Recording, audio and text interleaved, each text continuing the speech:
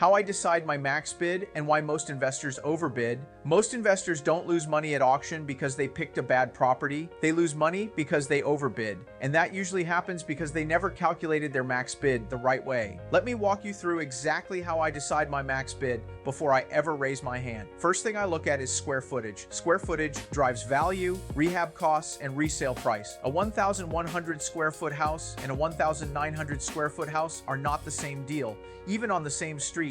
Bigger homes usually mean higher rehab costs, higher taxes, and higher expectations from buyers or renters. Next, I study the condition of the property, even if I can't go inside. I use street view, drive-bys, and any photos I can get.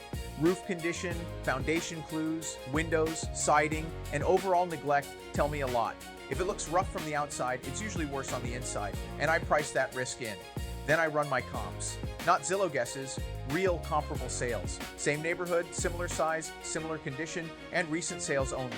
This gives me a realistic after repair value, not a hopeful one. If your ARV is wrong, your max bid is wrong, period. After that, I estimate expenses. Known costs like taxes, HOA, insurance, holding costs, and basic rehab.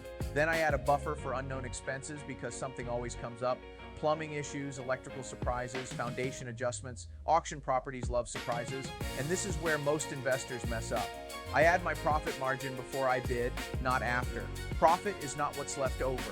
Profit is a requirement. If the deal doesn't hit my numbers with profit built in, I walk away, no matter how good it looks. Once all of that is done, I work backwards to a hard number.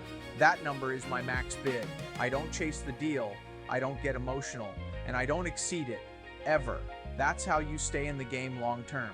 And that's why most investors overbid.